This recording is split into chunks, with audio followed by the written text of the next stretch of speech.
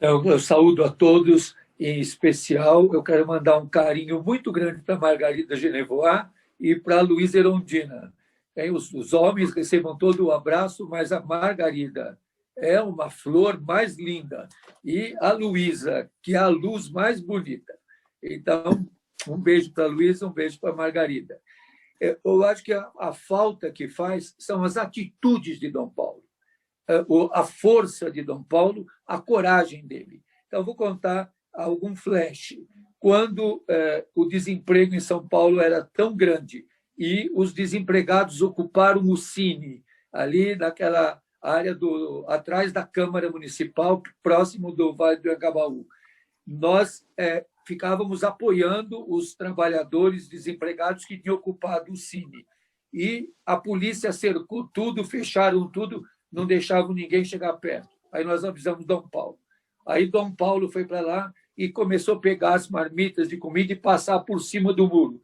Aí o PM veio com o cacetete para acertar Dom Paulo. Dom Paulo pôs o braço e disse: pode bater, eu sou o arcebispo de São Paulo. E o cacetete parou tremendo no ar naquele momento. Então, essa atitude de força, de coragem de Dom Paulo. Depois, um gesto que nunca vamos esquecer, e faz falta essa atitude, essa força. Quando, ainda bispo auxiliar de São Paulo, Dom Paulo foi ao presídio Tiradentes, ali na Avenida Tiradentes, e para visitar os frades, para visitar os presos políticos, e o general lá disse: quem que é você? Ele disse: eu sou Dom Paulo, bispo auxiliar. Ah, bispo auxiliar aqui não entra, pode ir embora.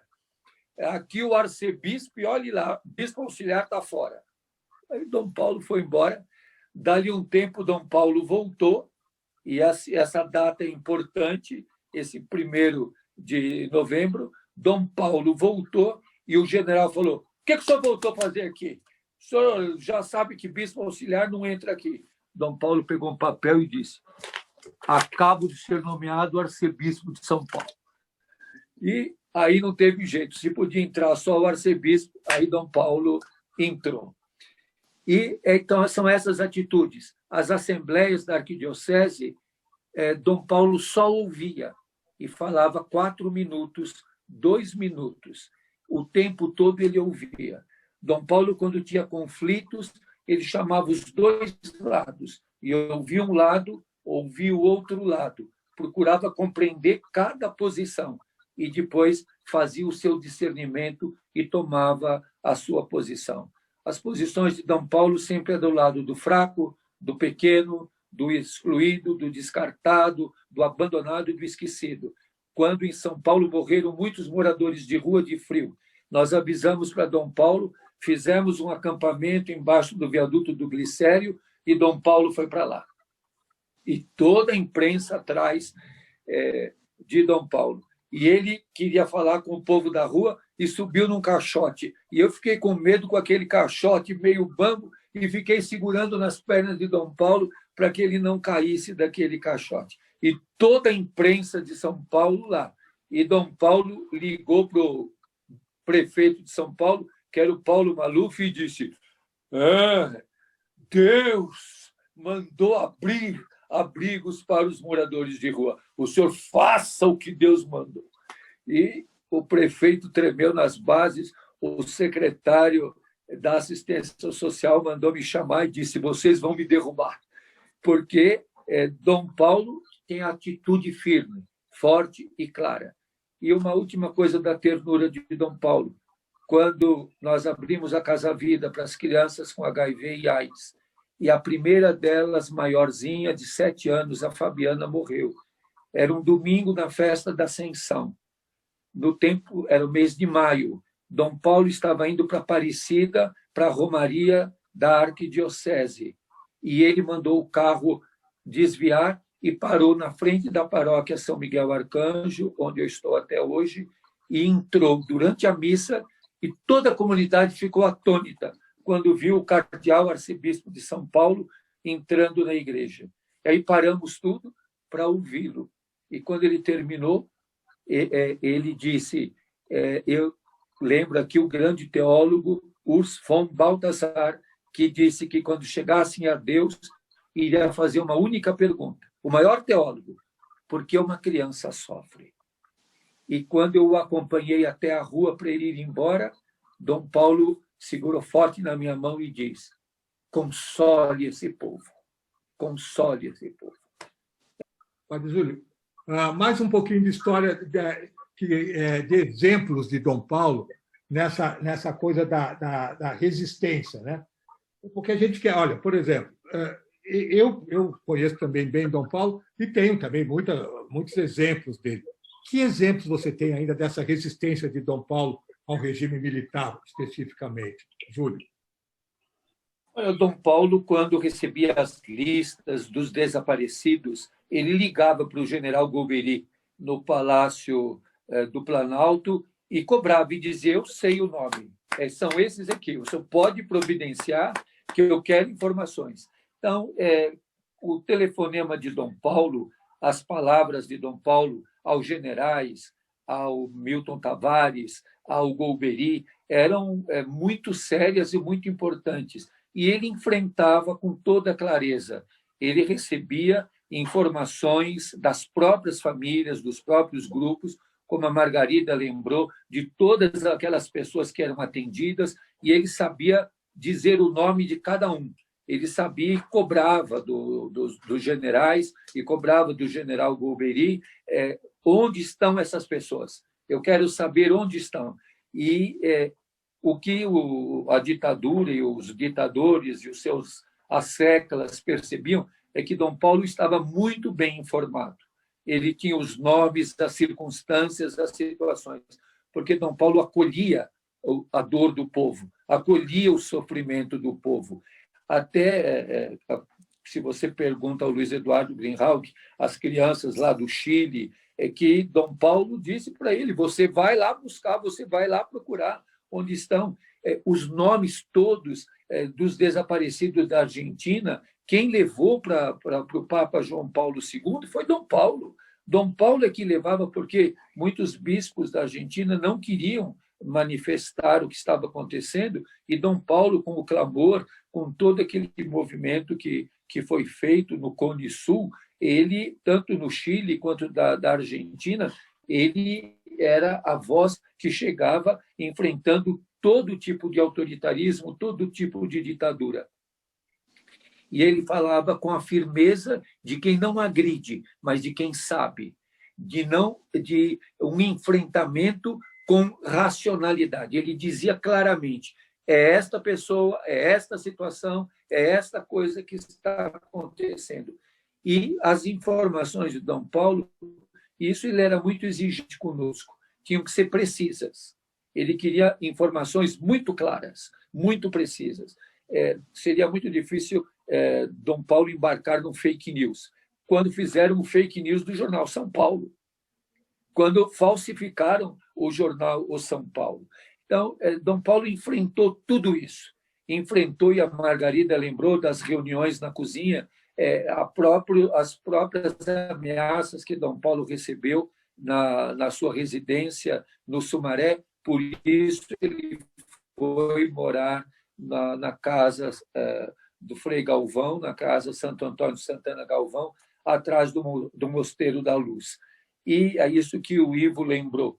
Dom Paulo pedia, no fim desses grandes e massivos atos na catedral, do Vladimir Herzog, do Frei Tito, de todas as outras situações que ele viveu na catedral, em momentos cercado pelo exército, Dom Paulo pedia ao povo: todos saiam em pequenos grupos, ninguém aceite provocação, entrem imediatamente no transporte, um cuide do outro, ninguém aceite provocação, nem provoque. Dom Paulo tinha serenidade, acho que uma consciência que ele sempre teve era da sua autoridade como arcebispo, do seu papel como arcebispo, da sua liberdade, da sua responsabilidade como pastor que ama. E ele não abriu mão disso nunca. Sabe, Ricardo, eu visitei Dom Paulo na noite, na véspera da sua morte. Eu estava na rua com os moradores de rua e eu estava distribuindo lá com um grupo alimentação. Aí eu disse, nós estamos aqui perto do Hospital Santa Catarina. E aí o Afonso me disse, sim. Eu disse, então eu vou até lá ver Dom Paulo. Era 11 horas da noite. Eu achei que não ia conseguir entrar. Aí eu entrei. Quando eu vi, eu estava no quarto de Dom Paulo. E eu beijei a cabeça de Dom Paulo. Beijei as mãos dele e disse, Dom Paulo, os moradores de rua pediram para dar um beijo no senhor e lhe agradecer por tudo que o senhor é para nós. Então, eu não gosto de pensar que Dom Paulo já foi. Dom Paulo é. Dom Paulo está conosco. Dom Paulo vive, como eu disse na catedral naquela noite, naquela celebração. Dom Paulo vive para sempre. Então, ele continua nos incentivando a lutar contra todo autoritarismo, contra todo fascismo, contra toda ditadura, contra toda forma de imposição. Obrigado, Júlio. Luiz Erundina, você deve ter visto também muitas ações e iniciativas, frases de Dom Paulo. O que você pode contar para a gente dessa coisa direta? Olha, Ricardo, eu estive nesses atos todos que foram relatados aí. O padre Júlio lembrou, né, aquela repressão aos trabalhadores que ocuparam o Cine.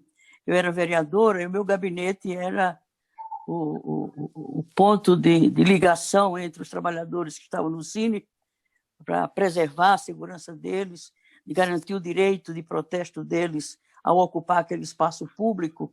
E eu testemunhei aquele momento em que Dom Paulo colocou o braço passando as marmitas, porque não se conseguia fazer entrar, e era a forma que as autoridades usaram para forçar a saída deles. Inclusive, apagaram as luzes e tiraram a água e queriam também deixar de entrar a comida. E eu testemunhei aquele gesto, né, soberano de Dom Paulo, naquele momento, né, em defesa dos trabalhadores. Outro fato foi quando eu, prefeita, determinei a abertura da vala clandestina de Perus, e quem me apoiou e quem me deu força e autoridade foi Dom Paulo, porque havia ameaças de não permitirem a preservar aquelas ossadas, 1.049 ossadas, numa vala clandestina, onde estavam vários desaparecidos políticos. Pelo menos conseguimos revelar 7 deles que estavam desaparecidos, que, mediante um convênio que a prefeitura fez com o governo do Estado, conseguimos que a Unicamp começasse, né, os trabalhos de investigação, de periciamento nas ossadas, e foram revelados 7 corpos desaparecidos políticos naquela vala, que teve o apoio, a presença de Dom Paulo na vala. Ele esteve lá, né, no momento em que os trabalhos estavam sendo feitos, ele estava presente. Logo depois teve o Dia de Finados, a primeira celebração do Dia de Finados, e ele foi celebrar na vala clandestina de Perus aquela celebração do Dia de Finados. E depois daquilo a igreja celebra, era ele que ia todos os anos celebrar o Finados na vala clandestina de Perus, e todos focados, né, na denúncia dos crimes da ditadura militar, né, e das vítimas daquele regime, e de como ele era solidário e era um apoio real, efetivo, aos que sofriam, né, a repressão política da ditadura militar. Um outro gesto dele foi, ele foi ao exterior quando a anistia, né, tinha sido aprovada e que os exilados estavam para voltar para o Brasil. Ele foi visitar Paulo Freire fora do país, num dos países onde ele esteve, para fazer o convite a ele, para ele lecionar na PUC de São Paulo.